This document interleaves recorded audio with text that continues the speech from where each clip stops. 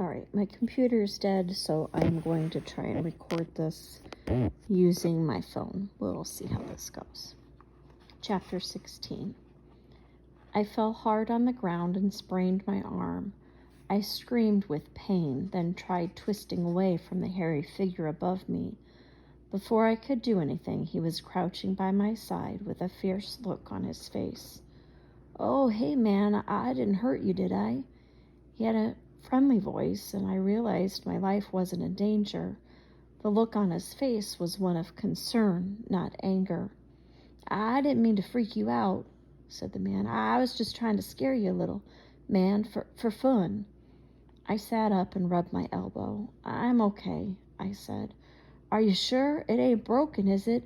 I got herbs that can help, if it is."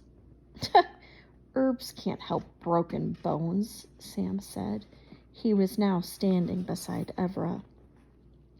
"They sure can't," the stranger agreed. "But they can elevate you to the planes of consciousness where worldly concerns like broken bones are nothing but minor blips on the cosmic map." He paused and stroked his beard. "Of course, they burn out your brain cells, too." Sam's blank face showed that even he didn't understand that long sentence. "I'm okay," I said. I stood up and rotated my arm. "I just twisted. I'll be fine in a couple of minutes." "Man, good to hear," the stranger said. "I'd hate to be the cause of bodily harm. Hurt's a bad trip, man." I studied him in more detail. He was big and chubby, with a bushy black beard and long, scraggly hair. His clothes were dirty, and there was no way he had had a bath recently, because he stank to high heavens. That's what the strange smell had been. He was really friendly looking. It made me feel stupid for thinking about how afraid of him I'd been. "Are you guys locals?" the man asked. "I am," Sam said. "These guys are with the circus." "Circus?" The man smiled. "There's a circus around here? Oh, man, how did I miss it? Where is it? I love circuses.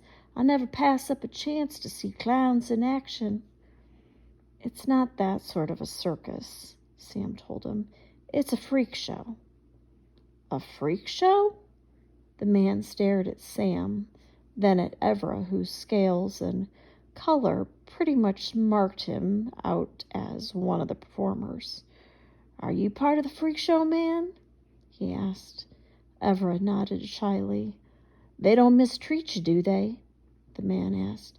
"They don't whip you or underfeed you or make you do things you don't want to do?"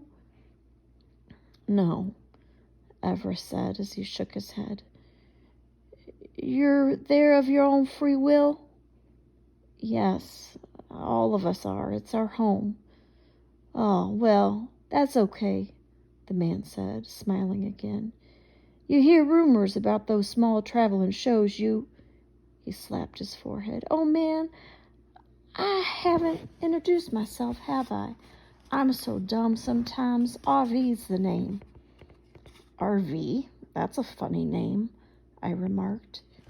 He coughed with embarrassment. "Well," he said, lowering his voice to a whisper, "it's short for Reggie Veggie." "Reggie Veggie," I laughed. "Yeah," he said, "Reggie's my real name. Reggie Veggie is what they call me in school because I'm a vegetarian. Well, I never liked that, so I asked them to call me RV instead. Some did, but not many." He looked miserable at the memory. "You can call me Reggie Veggie if you want," he told us. "RV's fine by me," I assured him. "Me too," Ever said. "And me," Sam added. "Cool." RV brightened up. "So that's my name out in the open. How about you three?" "Darren Shan," I told him, and we shook hands. "Sam Grest." "Evra Vaughn." "Evra Vaughn what?" RV asked, as I had when I first met Evra. "Just plain Vaughn," Evra said. "Oh," RV smiled. Cool. RV was an eco-warrior, here to stop a road from being built. He was a member of the NOP, Nature's Opposing Protectors, and had traveled the country saving forests and lakes and animals and stuff like that. He offered to show us around his camp, and we jumped at the chance. The railway station could wait. This was an opportunity that wouldn't come every day. He talked about the environment nonstop as we walked. He told us about all the crappy things being done to Mother Nature, the forests we were destroying, the rivers we were polluting, the air we were poisoning, the animals we were driving to extinction. And this is all in our own country. I'm not talking about stuff happening somewhere else. This is what we're doing to our own land. NOP was fighting to save the earth from greedy, dangerous humans who didn't care what they did to it. They journeyed up and down the country trying to make other people aware of the dangers. They gave out pamphlets and books about how to protect the environment. But raising awareness ain't enough, RV told us. It's a start, but we must do more. We have to stop the pollution and destruction of the countryside. Take this place. They're going to build a road through an old burial ground, a place where people buried their dead thousands of years ago. Can you imagine that, man, destroying a part of history just to save drivers 10, 15 minutes? RV shook his head sadly. These are crazy times, man. The things we do to this planet. In the future, assuming there is one, people will look back on what we've done and call us idiotic barbarians.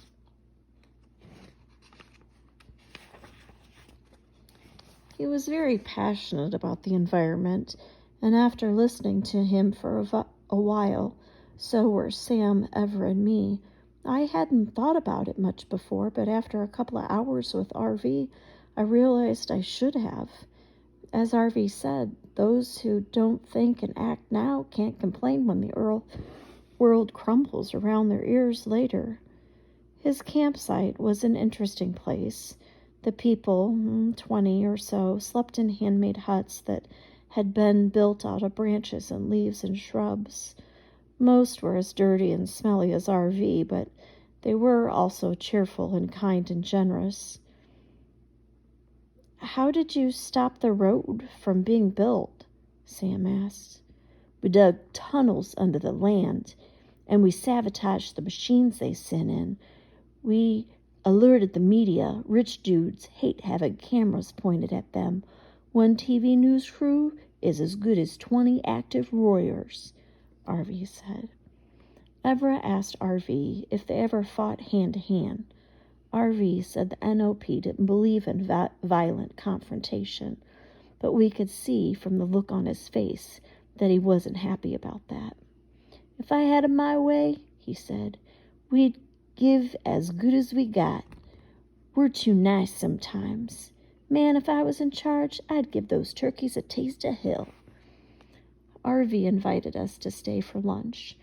It wasn't very good food. There was no meat, just a bunch of vegetables and rice and fruit, but we ate a lot, to be polite. They had lots of mushrooms as well, big and oddly colored, but RV wouldn't let us eat any of those. When you're older, man, he said with a laugh. We left soon after lunch. The members of the NOP had duties and jobs they had to do, and we didn't want to be in the way. RV told us we could come back any time, but that they'd probably be moving out in a couple of days. We've almost won the fight here. Another few days, and it'll be time to strike out for new pastures. Battles come and go, man, but this is a war's never ending. We waved goodbye and headed for home. That RV's weird, Sam said after a while. Can you imagine giving up everything to go off and fight for animals in the countryside? He's doing what he believes in, Ever said. I know, I think it's cool that he's doing it. We need people like him. It's too bad there aren't more of them. Still, it's a weird way to live, don't you think? You'd have to be pretty dedicated. I don't think I could become an environmental warrior. Yeah, me neither, I agreed. I could, Ever said. You could not, I scoffed. Why not? He asked. I could take my snake and live with them and fight with them. You just couldn't, I insisted. Why not? Well, because you're not smelly enough, I laughed. Evra made a face. They were a little on the crunchy granola side, weren't they? He admitted. They smell worse than my feet when I haven't changed my socks for a week, Sam exclaimed. Still, Evra said. I can think of lots worse ways of spending my time when I grow up. I kind of like to be like RV. Yeah, me too, Sam said. I shrugged. I don't know, I guess I could get used to it. We were in a good mood and talked about NOP and RV the whole way back to camp. None of us had any idea of the trouble the nice eco-warrior would soon create, or the tragedy he would unintentionally cause.